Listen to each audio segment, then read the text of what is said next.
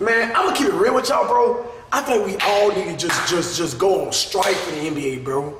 Like real talk, man. I feel like we all do, bro. Like real talk, man. Like this is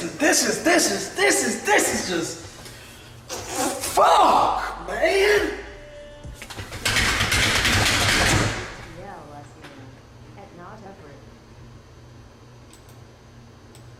I don't want to watch it. Like, look at this shit, man. Look at this. Look at this. Not him. Look at this.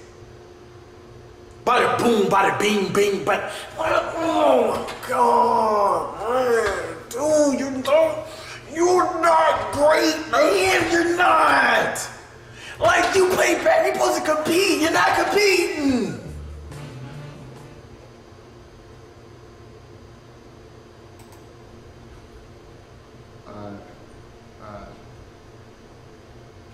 I'm a warrior.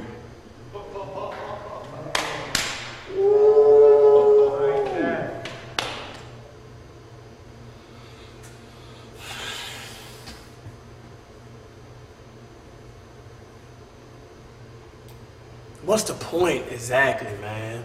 What's the point, man? That's just like screwing a girl with a dildo, man. What's the point? What's the point? What's the point? What's the point? What's the point?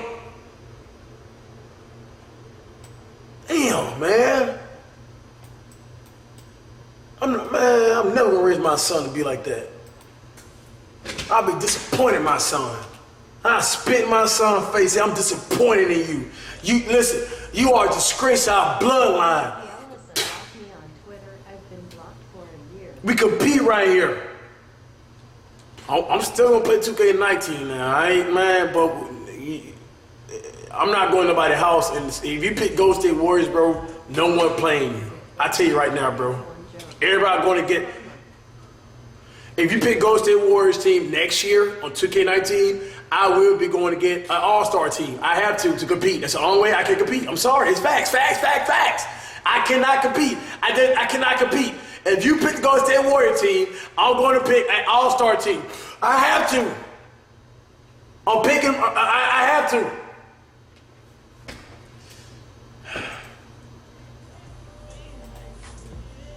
And guess what? I'm probably still going to lose. I'm probably still going to lose.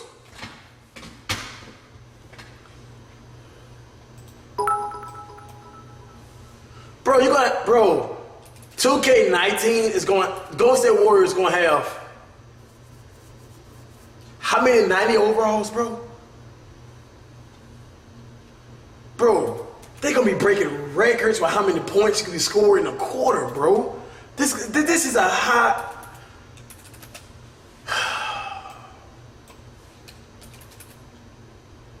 Man, I never wish injury on nobody, man. But man, I'm sorry, y'all. I love the game of it. I love the NBA. I love the NBA, man. I was excited to see if Kawhi was going to get traded. I was excited to see if the Celtics were going to become championship contenders. There was a lot to look forward to, but now I feel like DeMarcus Cousins has just ruined everything. Last year, Charles Barkley famously said, I have to get on TV and fake it for 7 months that it's not going to be the Warriors and the Cavs in the finals again. I can't wait to see what he says now, because if this current Warriors lineup stays healthy next season, they won't just make the finals, they'll walk through the playoffs and win another championship with ease. What you think they done this year?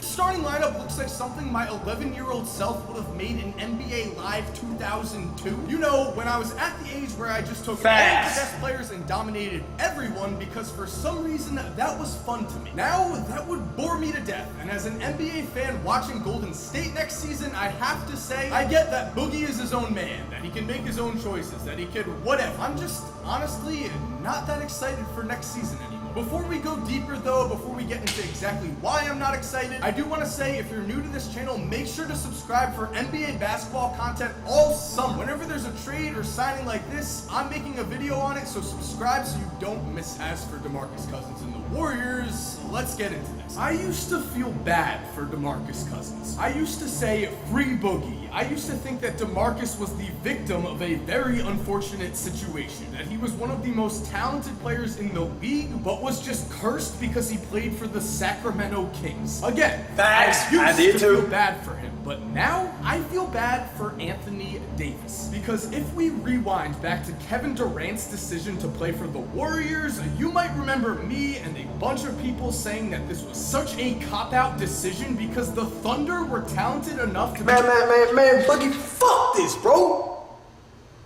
You supposed to be a G. You supposed to got from the swamps. You're from down here, man. I seen you in basketball camp, man. You carry yourself like a G. Man, you had your homeboy wear your jersey. Wear your jersey during the fucking All-Star game while you over there healing.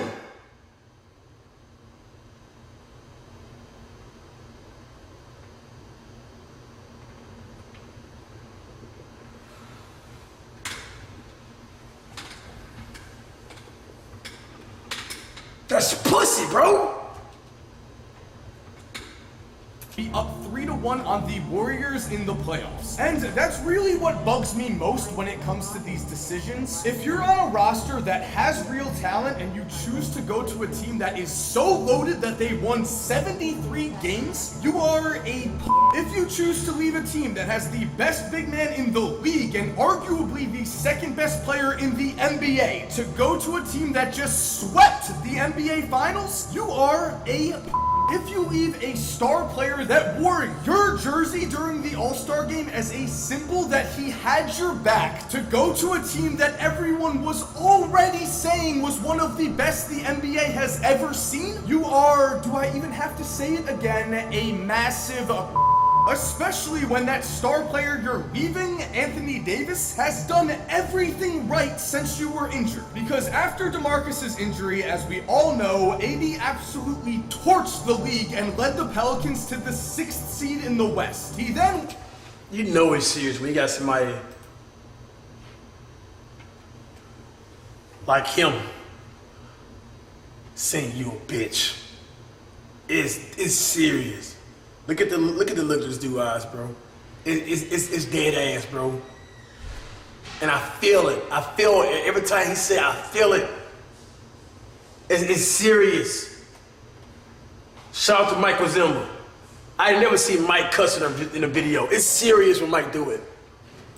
Davis has done everything right since you were injured. Because after DeMarcus's injury, as we all know, AD absolutely torched the league and led the Pelicans to the 6th seed in the West. He then went on to dominate the Blazers in the first round, sweep them, and then lost in 5 games in the second round to, wouldn't you know it, the Golden State Warriors. With this season, AD proved that he alone was a good enough player to carry a team, and what's more, in interviews he continued to hype up DeMarcus every chance he got, because when he dominated the league after Cousins' injury, he was asked how things would be if DeMarcus was still playing. When he was asked that, AD made it clear that he thought he and Boogie had a chance to win championships together, saying, "We were just getting it. We were just figuring everything out. That's the tough part. We could have gone through the playoffs. No one could really stop us as bigs. We'd go to the finals." Anthony Davis is a man who has consistently played with a horrible roster.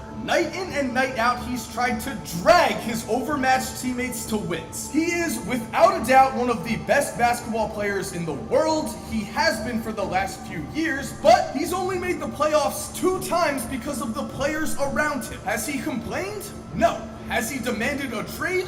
No. Again, he has done everything right. And now, fresh off a season in which he proved he was good enough to be the best player on a championship team, fresh off a year where the Pelicans proved they could do some serious damage if DeMarcus came back, AD watched as Boogie turned his back on him and left in an even bigger cop-out situation than Kevin Durant. I mean, at least KD had won the MVP before he went to the Warriors. At least he brought a team to the finals. At least he had the excuse that he didn't want to play with a ball-dominant point guard anymore. DeMarcus Cousins, on the other hand, has earned nothing in the league so far. He's never been to the finals. He's never even been on a playoff team, and so you know what they say, if you can't beat them, join them. DeMarcus Cousins couldn't beat anybody, so he took a massive pay cut, joined them, and is now going to be $5 million? $5 million in your prime? $5 million? $5 million? $5 million?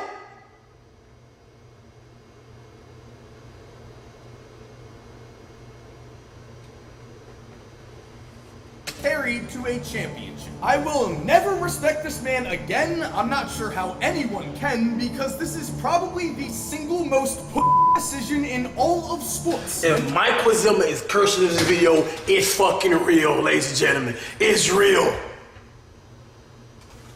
Really, it does beg the question, why is this even allowed? Why would a player of Cousins' talent be allowed to take a contract that severely underpays him? This sets a horrible precedent for the rest of the league. We've already seen the rise of super teams in the last decade, and now, if top 20 players are going to take mid-level exception deals in their primes to chase championships, there are going to be a lot more examples of this type of nonsense in the years to come. And speaking of this nonsense, of course, who else but Draymond Green led the recruitment to get DeMarcus to sign with the Warriors. I've got to give it to him. If Draymond decides he wants to be a college coach when he retires, he'll probably be the first coach to ever sign the entire McDonald's All-American team. So congrats, Draymond. You really must have a way with words. But anyway, let's look at this Golden State roster, because in the last few years, the lack of a high-level center on both sides of the ball has always been their one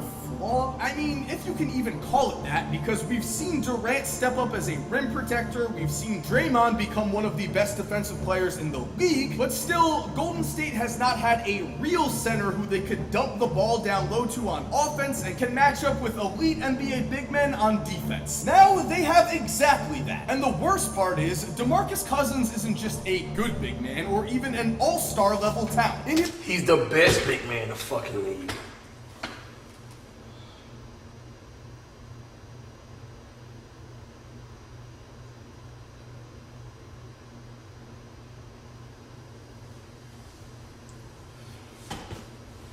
He's the best center in the league. I'm done with this team, yo, man. I'm done with this, bro. I'm done, bro. Oh, gosh, bro. His career so far, DeMarcus AD is a power forward. Boogie Cousins is the best center in the league. No. AD better than Cat. I'm telling you, man. Y'all say what y'all want to say. I said that before even, and I hate this nigga. I said Boogie Cousins the best center. This has proven that he is an elite level player. To show you what I mean, in his last 4 seasons between the ages of 24 and 27, Boogie has averaged 25.9 points, 11.9 rebounds, and 4.2 assists per game. Obviously, those are awesome numbers, but they're even more impressive than you might think. Because throughout the course of NBA history, only 2 other players have averaged at least 25 points, 11 rebounds, and 4 assists between the ages of 23 and 27. Those other 2 players are Hall of Famers Kareem Abdul-Jabbar and Elgin Baylor. And looking at DeMarcus's stats, the real number we need to focus on here is his passing, because that's what makes this trade so absolutely terrifying. Cousins is not a black hole on offense. He isn't someone like Dwight Howard who demands to post up at all times and is a horrible passer. No. Boogie is one of the best passing big men in the league, which is only going to make Golden State's offense that that much more lethal. Last season, DeMarcus averaged a career-high 5.4 assists per game and was second in the entire NBA behind Nikola Jokic in assists per game among centers. So, when inserted into Golden State's lineup, Cousins will show that he has the basketball IQ and passing ability to find the 5,000 knockdown shooters the Warriors have on the court. Going even further, in the past when Golden State has gone big, they've done so with players like JaVale McGee, Festus Ezeli, Andrew Bogut, traditional centers who can't really shoot. Now though, they have DeMarcus Cousins who can shoot. Last year, Boogie made 2.2 threes a game and shot over 35% from the three-point line, which means the Warriors no longer have to make a choice with their best lineup. They don't need to decide to go big and give up some court spacing in order to have a better rebounding team on the floor. They don't have to make the decision to go small with an insane shooting lineup that sacrifices rebound. What most of you got right here, Kerr?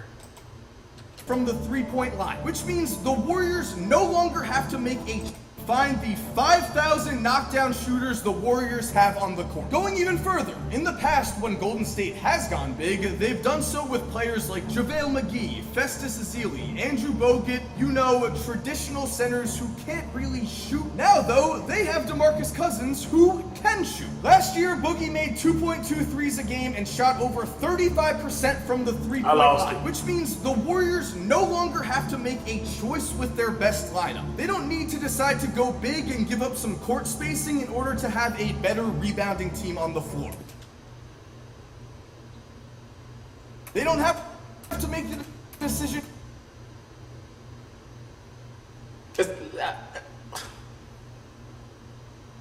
That's one thing that gets me triggered. That's why I don't watch Golden State Warriors basketball. I keep it real, you know what I mean? That's why I don't watch them, to be real, bro. It triggers me, man. It really do triggers me. As someone who actually hits the weight room, bro, you know what I mean? And I actually see masculine man, no homo, alright? When I see this little simp, light-skinned dude do this, bro, it triggers me. It gets underneath my skin. I want to arm wrestle him and break his fucking goddamn ligaments off. It triggers me, bro. To go small with an insane shooting lineup that sacrifices rebounding and rim protection. No. Now they have DeMarcus Cousins, who is the perfect example of the ideal modern-day center. Boogie can do it all, which means Golden State is now actually going to have a 5-man lineup of Curry, Clay, Durant, Draymond, and DeMarcus. Those are 2 MVPs with 3 other top 20 players in the NBA. Those are 5 guys who are going to remind us again and again next year that the NBA championship is already decided. If everyone stays healthy, there's no chance this team is going to lose. And that maybe Charles Barkley was right. Maybe NBA players have gotten too soft, and maybe the 90s were a better era of basketball. Because at least in the 90s and in the 80s and in every decade before that, we did not have massive cop-out moves like this. So congrats to Marcus, congrats Draymond, congrats everyone on Golden State. You've beaten the system, you've created an absolute super team. Again, if you stay healthy, you're going to win the championship. Before I finish talking about this though, I do want to say, if you are an OG Golden State Warriors fan, I actually kind of feel bad for you at this point. That's why I said to you guys, I feel bad for you guys. I really do, bro. If you were honestly an OG fan, I'm talking about back then when fucking Baron Davis back then. I'm talking about back, bro. You know what I'm talking about? When Stephen Curry came out the bench. Them days, bro. I feel sad for you, bro, cause it's making you look bad. You can't be in basketball. You can't even talk about basketball with other teams now. The hate put on Monty Ellis the days. last few years has been tremendous, and now it's gonna get a whole lot worse. So if you are a true fan and you've been a fan for a while, I just want to say, I mean, if I were you, I'd ignore these type of videos. I would just enjoy the championships. For the rest of us, for the fans of the other 29 teams in the NBA, I think we can all agree this sucks. Michael Zimba, it's one of the best videos I ever watched, man.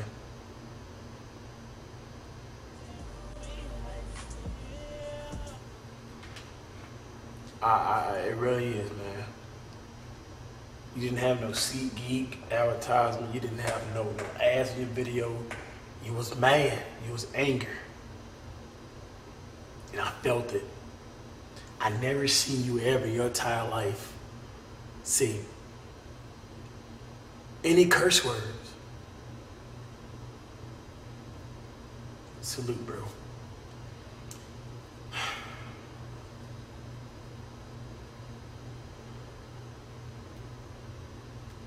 He was angry. Turning into fucking Wendy's, dude.